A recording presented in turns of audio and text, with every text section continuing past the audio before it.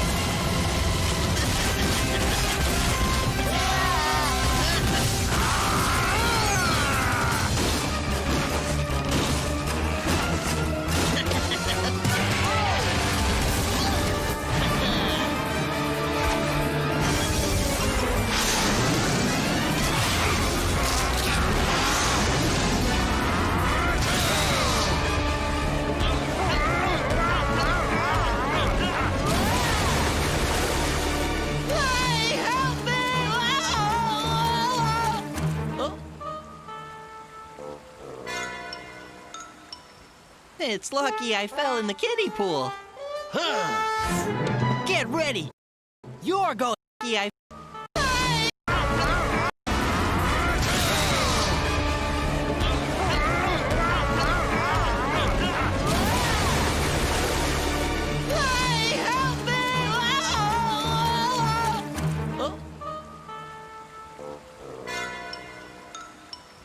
It's lucky I fell in the kiddie pool. Huh. Get ready! You're going down! Let's end this now! Go, Knuckles! Show Sonic he can't keep us stuck here! Our only hope is for you to trounce that tyrant! Sonic! Do they have to fight right now? Can't they free us first? There! Huh? Good work! How'd you do it? I used my screwdriver. You're really handy! No big deal.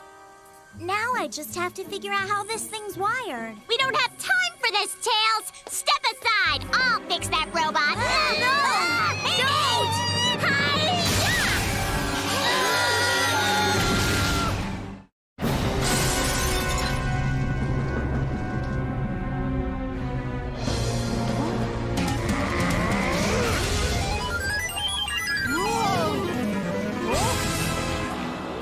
Get him, Knuckles! It's Eggman.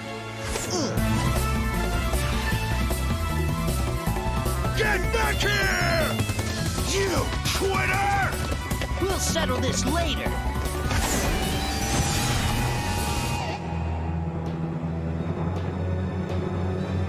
Hey! Get us down from here! Look what you've done! You've wrecked my robot, and it isn't even insured.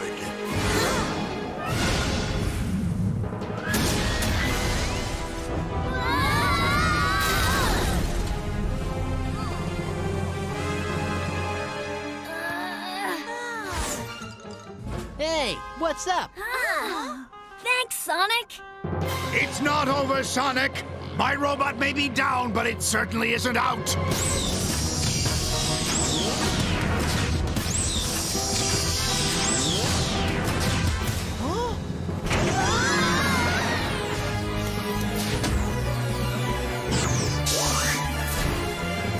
Attack!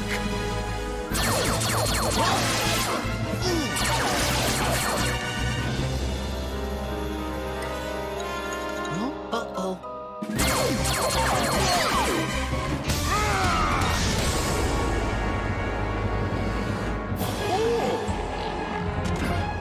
This is a battle between Sonic and me!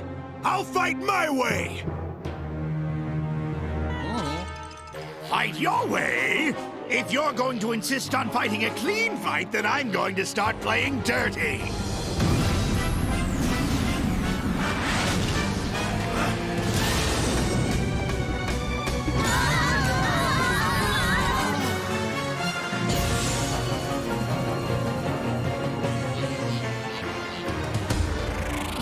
Plan A didn't work, so now we'll have to go to Plan B. Bring me that Chaos Emerald, or you'll never see your friends again. What is Foxy. this? Eggman swore I to me almost that all have he my model wanted was ready. to live in peace. They are finishing He's it. sure tricky, isn't he? That swindler, he lied. Foxy. You're I catching just have on, to get it pal. animated. Sonic! Huh? We all know your weak spot is water. So I stuck your friends over there, where you can't save them without treading H2O. Yeah, that's what you think. Huh?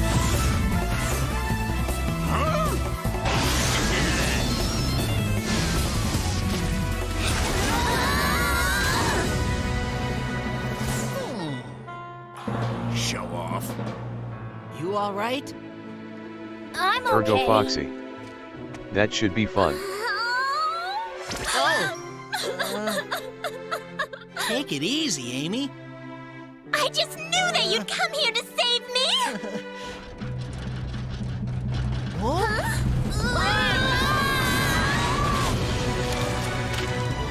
I'm not calling it quits yet, Sonic. You only had a preview of this robot's firepower. You and your friends are through.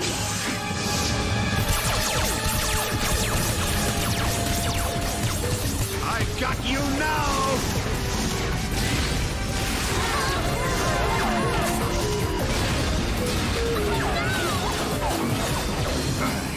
Let me take care of Eggman. Okay.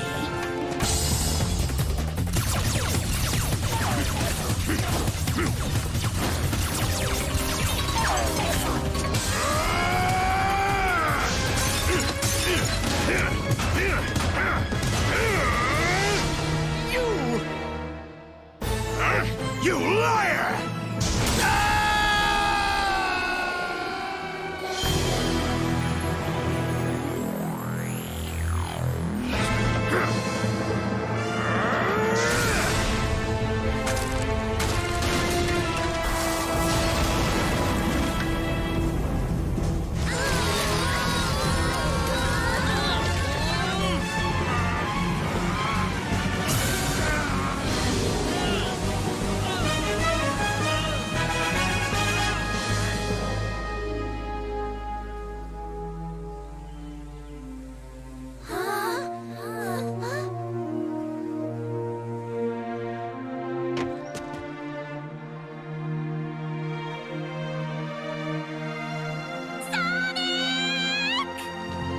both made it!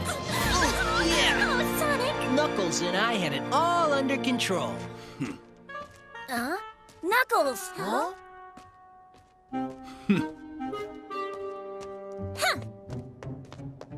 I bet you want to apologize to Sonic for believing all the lies Eggman told about him. And you probably want to thank him, too, only you're too proud. Zip it!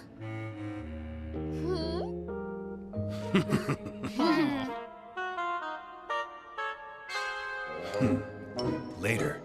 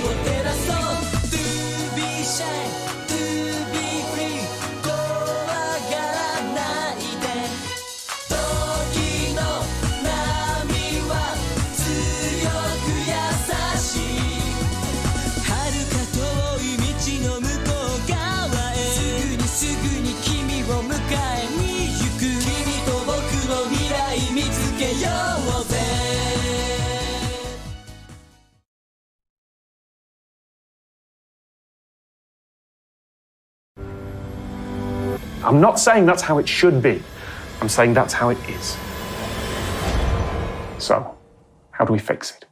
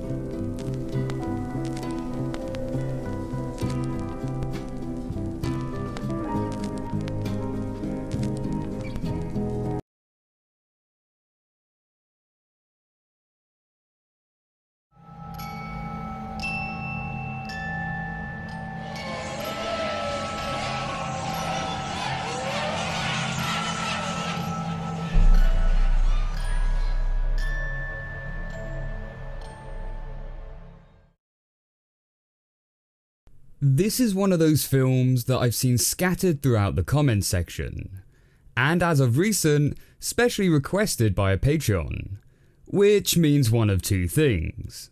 1, it's going to be incredibly weird. 2, it's going to be incredibly dark. In this case, however,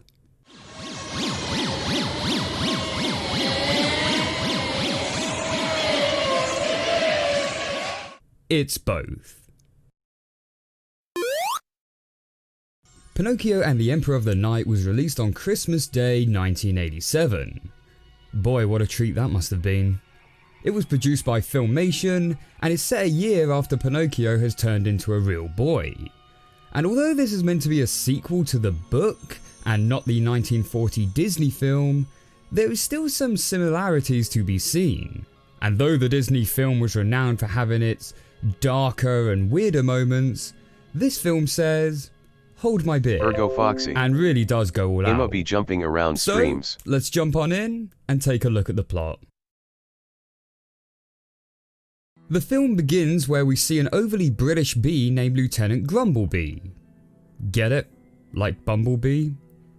Grumblebee is woken from his sleep when a mysterious carnival turns up and magically sets itself up on the land, run by a creepy looking puppet master and an Hype ominous voice coming from inside. At James Gold's 5 is now following. A perfect spot for the carnival. Grumblebee, alarmed by what he has seen, declares, "Fuck this shit," and makes a hasty retreat. We then cut to Pinocchio's house, where Geppetto is making him a birthday cake to celebrate his 1-year anniversary Ergo of Foxy. becoming a real boy. Sure. Yeah, I have a bunch of streams, so much to watch. 3. Surprise! Why did you give him that scowl before revealing the cake? You trying to trick him that he was in trouble or something? Bit psychopathic? The Disney version. And fun fact, Scott Grimes voicing Pinocchio in this would later go on to voice Steve in American Dad. Is it weird to have a boner? The fairy godmother then turns up to join the celebrations. What is with that facial expression? I get that he's shocked to see her, but did he really need to have the bloodshot eyes? She then proceeds to congratulate Pinocchio on his 1-year anniversary. Seriously, what is up with these faces? She then proceeds to sing a song about love and freedom, whilst Pinocchio continues to stare at her like some sort of psychopath.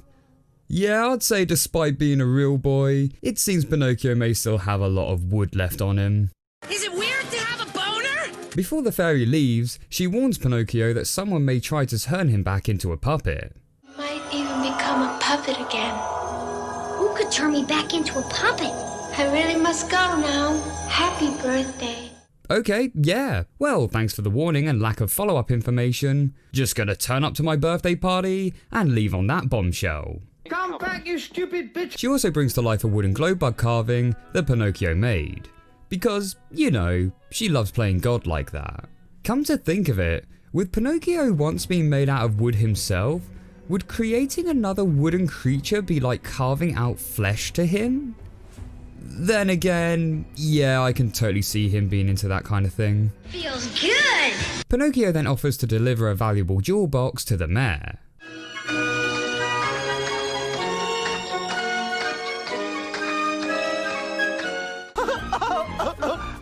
Look how gaily we run! Along his route, Pinocchio is tempted to go to the carnival, but is stopped by his new glowbug friend, Jiminy Cricket? Gee willikers! Willikers? Got a nice ring to it. Willikers it is! Oh, yeah, I forgot.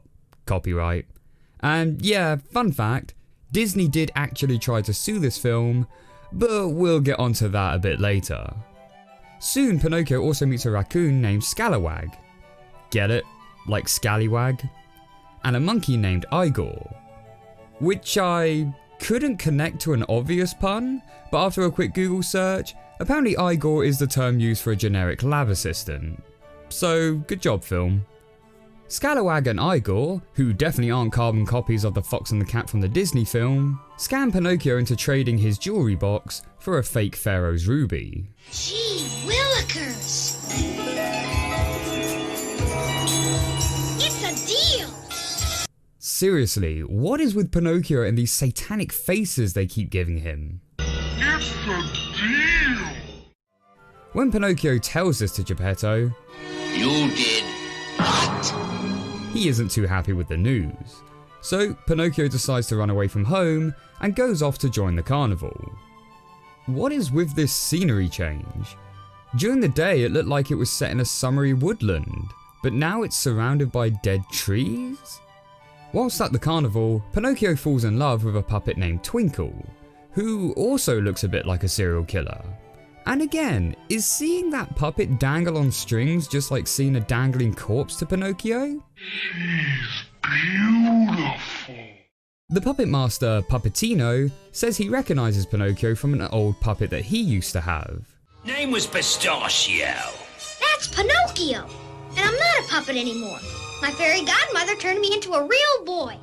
Okay, why would you tell him this? Assuming this guy is meant to be like the evil puppet master who captured Pinocchio from the Disney version, don't you think it would have been wise not to give away your identity?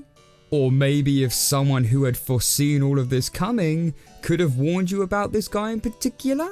I really must go now. You stupid bitch. Pinocchio soon finds himself turning back into a puppet, in what has to be one of the creepiest scenes I've seen in a long time. Wait! I want to stop! Please! You'll stop when I want you to.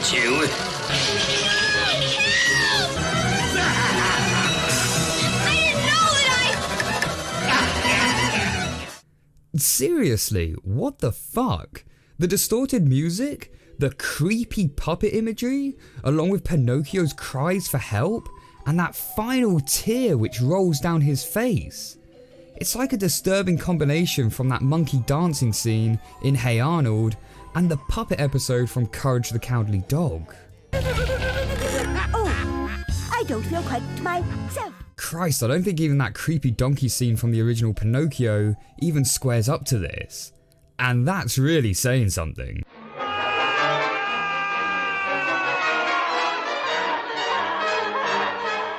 Jiminy Cricket, I mean Willikers, escapes the house in order to find Pinocchio. Along the way, he manages to rescue Grumblebee from a set of spiders. I say. Carry on, old chap. What a dickens. My word. Seriously, just how British is this bee? Grumblebee reveals that he's a member of the RAB, the Royal Air Bugs. Get it? Royal Air Force? Honestly, I think a better name would have been Royal Air Swarm. Not only is it more fitting for Swarm to substitute Force, but the RAS sounds closer to the RAF than the RAB. Grumblebee agrees to fly Willikers towards the carnival, where he discovers Pinocchio's unfortunate fate. Luckily, the Deus Ex Machina fairy, yep, see, I made sure to pronounce it right this time, Deus Ex Machina, is around to bring Pinocchio back to life. Gosh, man. Pinocchio. I know. Yes, I had foreseen all of this coming, but let it happen anyway. Puppetino's master will be very angry he lost you. His master? Who? I hope you never have to find out. Again, thanks for the useless information, fairy. You stupid bitch. After becoming free, Pinocchio now decides that he must go and get the jewelry box back for Geppetto. What are you talking about? What you talking about, Will? Scallywag and Igor then happen to coincidentally bump into Pinocchio again, My, how convenient. and tell him that if he wants his jewelry box back, then he will have to get it back from the carnival. Only telling Pinocchio this because they know if they turn him into Puppetino, they will be granted a big reward. Willikers, meanwhile, also coincidentally bumps into Grumblebee again, My, how convenient. who I think is meant to be intoxicated off this plant nectar? And I had just made a brief stop for a little nip off the old... I'd say you had one nip too many. Kinda reminds me of that drunk wasp we see from the Ants movie, who turns to alcoholism after his wife is murdered. Jesus, that film is actually pretty dark, coming to think about it. Besides, it's what my Watley Giddles would want. After saving Grumblebee's town from a menacing toad, the bugs agree to send out a search party to find Pinocchio. Don't mention it, my good man. When the going gets tough, the tough get fuzzy. Get it? He said buzzing instead of going? Because they're bugs?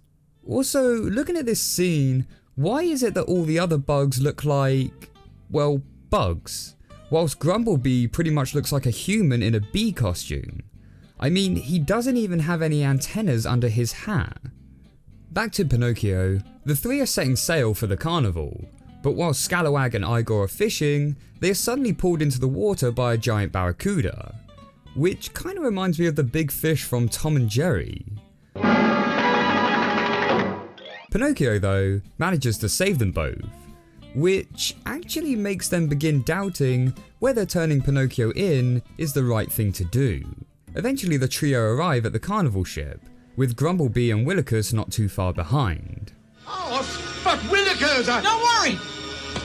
I can float! Yep, and you can also rot. Pinocchio is told by a mysterious boatman that he can have a ride to the jewelry box, but along the way, Pinocchio is distracted by the sound of partying coming from a different direction. It's a place where children get anything they wish for. Yeah, which again sounds very similar to a certain situation that happened in another certain film.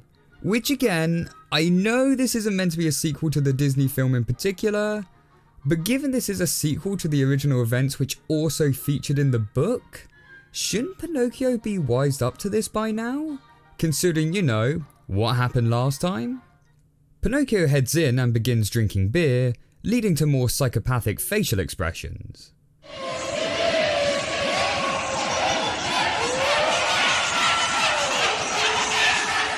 Oh good, I was wondering when the next trippy freakout would occur in this film. Scalawag and Igor do try saving Pinocchio, but unfortunately fail, and after another trippy musical number, we finally meet the face behind the mysterious voice that we heard from earlier on. The Emperor of the Night, who, fun fact, is actually voiced by the legendary James Earl Jones. The Emperor of the Night, you are in my domain now. Now this is where the film really starts to take a dark turn. Like, a really dark turn. Both dreams and nightmares come true. And the whole plot suddenly gets super complicated. So this villain guy needs Pinocchio to sacrifice his freedom because it's his freedom that gives the fairy godmother her powers. If the only puppet ever to get his freedom were to lose it, it would be a terrible blow to the good fairy. It might even destroy her. Like, okay, I guess. But if that's the case, you'd think he'd also be just as obsessed with Willikers, seeing as how he was a wooden creature who's also gained sentient life from the fairy? But no, Willikers has just casually tossed out the ship. Luckily though, Grumblebee manages to find Willikers in the incredibly thick fog. Fog's as thick as Yorkshire pudding, but not half as tasty. Get it? Because Yorkshire puddings are British things? Back on the ship, Pinocchio gets given his jewel box, but finds that Geppetto has been shrunken down inside of it. So Pinocchio agrees to sign away his freedom if his father and the rest of the friends get set free. Just when all hope seems lost, the fairy godmother turns up and miraculously saves the day. No, that would have been too logical. Instead what happens, and I'm not making this up, instead Pinocchio says that with his freedom of choice, he chooses that he and everyone else will get to go home safely, which somehow creates a blue aura around him, causing him to shrink the Emperor down to size. Seriously, that's what happens. But then just as they are about to escape the ship, the Emperor returns, despite being seemingly defeated earlier, but once again, Pinocchio gains his blue aura and runs in to save the day. Yeah, apparently the blue aura is meant to be coming from his fairy godmother, which has never been a thing throughout the rest of this film. But also I find it strange that despite the villain being out to get the fairy godmother, she actually doesn't turn up to help the others defeat him. We cut to the riverbed where everyone has been washed ashore, but believed Pinocchio to be dead. But thanks to Pinocchio being able to prove himself as brave, truthful, and unselfish, it seems Pinocchio is not only alive, but has also been transformed back into a real boy. Again. Like, seriously, where have I heard this revelation before? And again, I'll say, I know it's not meant to be a sequel to the Disney film, but it is meant to be a sequel to the original story. And this is the very lesson he learns in the original story. So why is it a revelation that he's learning the exact same lesson all over again? Not only is Pinocchio a real boy though, but Twinkle has also been turned into a real girl. Why was Twinkle transformed exactly? She didn't do anything in this film and wasn't even sentient throughout any of it. She was just a random puppet that Pinocchio fell in love with. Now that the conflict is over, the fairy godmother finally appears to give Pinocchio back his jewel box. Farewell, Pinocchio.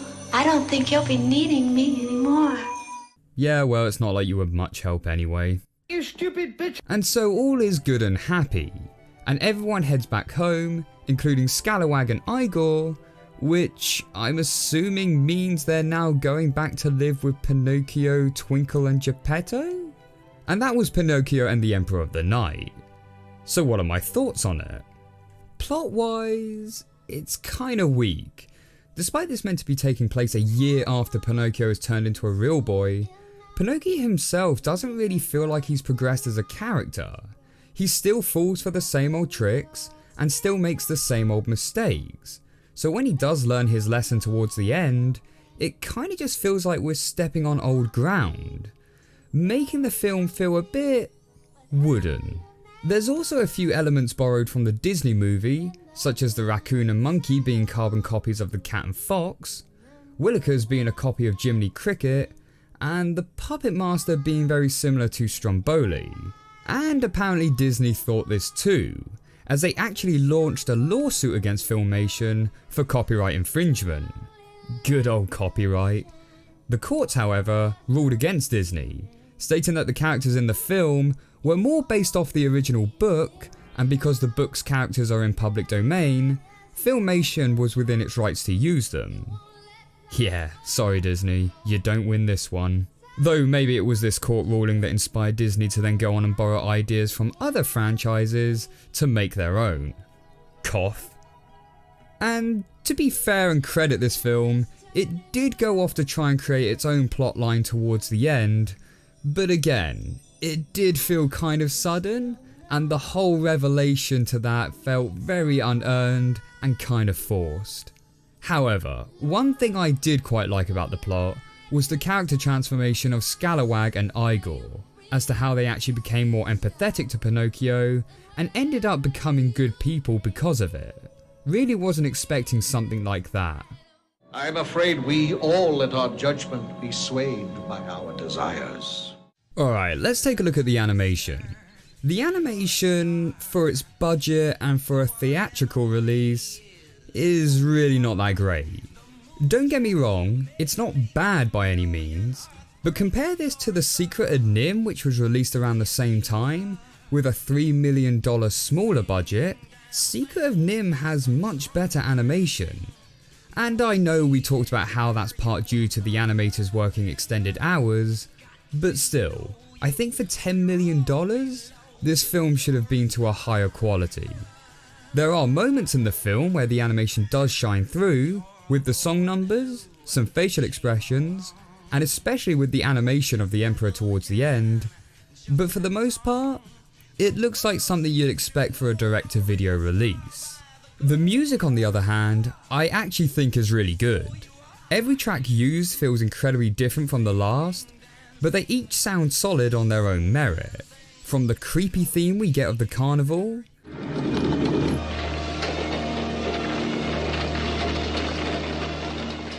to the joyous theme we get of Pinocchio,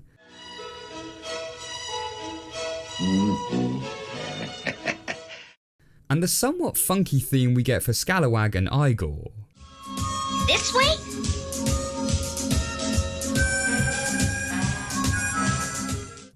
Then there are a few focal tracks scattered throughout the film as well, which, yeah, not exactly breathtaking, but I still found them enjoyable.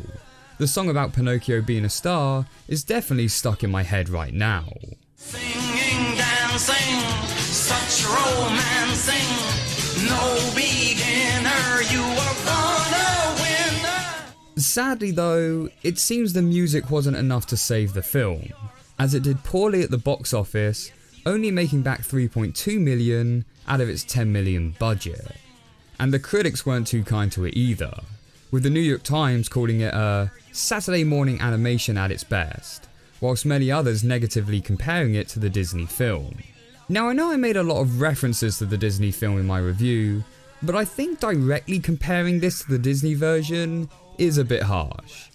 Yeah, it is definitely a step down in quality, but that's an incredibly high bar to set it up against.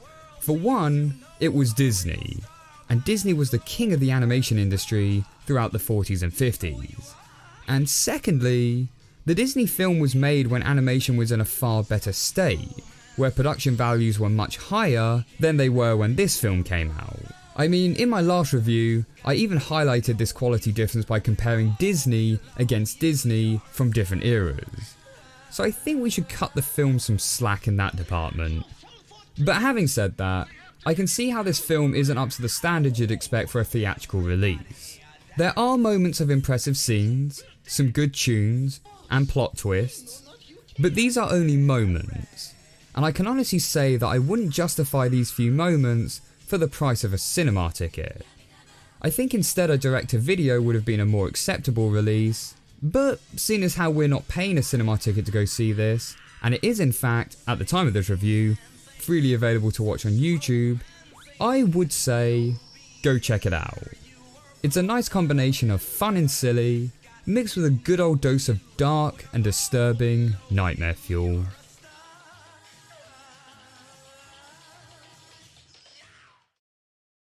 Would say to go check it out.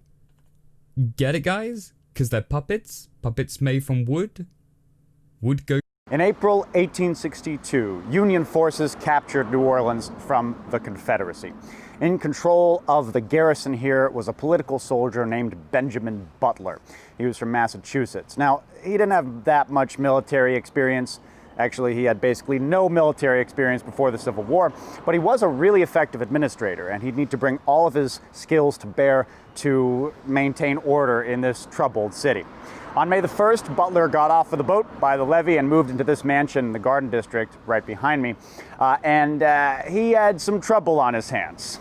The people of New Orleans did not want to be ruled. The white population in particular was openly hostile toward the invading Yankees. So the women of New Orleans, specifically the rich white women, with all the men going off fighting in the war, decided to take it upon themselves to disrupt and mock and belittle Union soldiers as much as possible. They made it a habit to hurl insults at them in the street, to loudly sing Confederate songs when they were within earshot. They would go out of their houses to laugh at Union military funerals as they processed by, and they also emptied their chamber pots over their balconies whenever Union soldiers happened to be passing below. Yes, if you were a Union soldier in occupied New Orleans and you were patrolling through the streets, there stood a very real possibility that you would get pee dumped on your head at any moment. But the Union soldiers dealt with this abuse with remarkable restraint. I mean, here's the thing. In the 19th century, it was considered incredibly taboo to, berate or discipline a well-to-do lady for any reason. It was a huge taboo. So when, they would get pee dumped on their heads and these ladies would just say, "Oh my goodness, my poor northern boys, I just did not see you down there." These Yankees would just have to go, "It's all right, ma'am," with pee dripping from their kepis and whatnot, and just go about their day. Butler had a problem with this. Yes, General Butler did not like this at all. And these women actually did, it wasn't just an insult, these women posed a serious threat to him.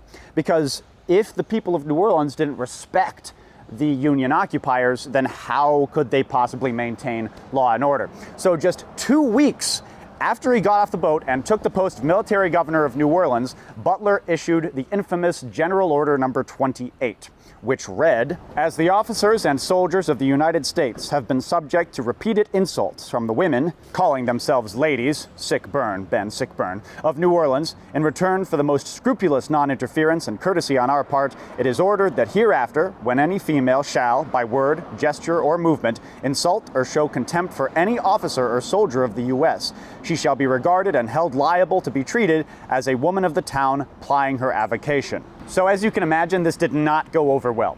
Not just here in New Orleans, not just in the South, not just in the United States, but all around the world. People were outraged by this because it basically shattered every, common law of Victorian gender norms, basically, and conduct.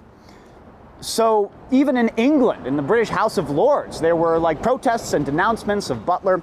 Jefferson Davis was so angry that he issued a proclamation of his own, which said that not only was Benjamin Butler an enemy of the Confederate States as a combatant against them, but that he was an enemy against mankind, and that if he was captured, the officer in charge of the capturing party would have to execute him by hanging on the spot. Whoa, that's intense. Not to be outdone, the ladies of New Orleans started printing Butler's image on the bottom of their chamber pots so they could literally piss on his face. I happen to have just such a chamber pot. I got this at the Confederate Memorial Hall here in New Orleans. Yeah, I know. Don't judge me too hard. But there he is. There's Butler, right at the bottom. Now, I know what you're thinking. Is this just a souvenir item of historical significance, or do I use it on the reg? In other words, have I peed on Benjamin Butler's face?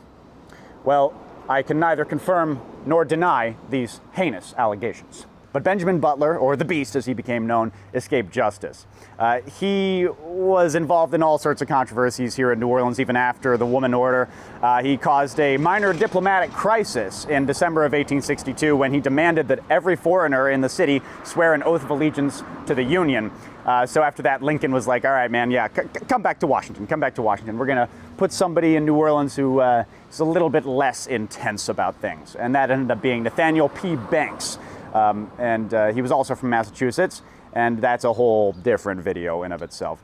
But after the war, Butler had, a pretty solid career as a politician. He was a senator, and then he was governor of Massachusetts for a little while. Lived up in Gloucester, at a very, very nice house over on the beach there. But was the Woman Order actually effective?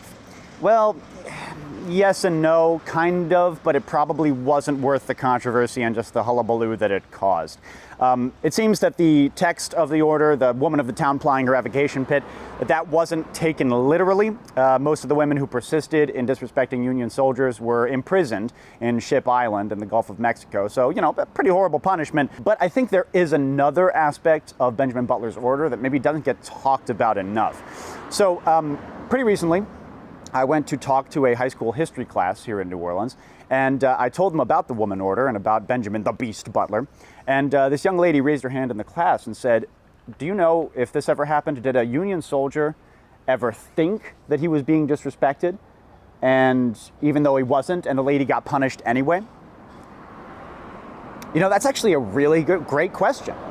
And yeah, it probably did happen. Probably happened multiple times. Knowing men in the past, especially during wartime, yeah, I think it's pretty safe to assume that injustices like that did happen. And that's a sobering thought. Anyway, I'd like to extend a very special thank you to my generous patron, Evan Jennis. As he is of the Stonewall Brigade, he gets a shout out of his choice in one video a month. And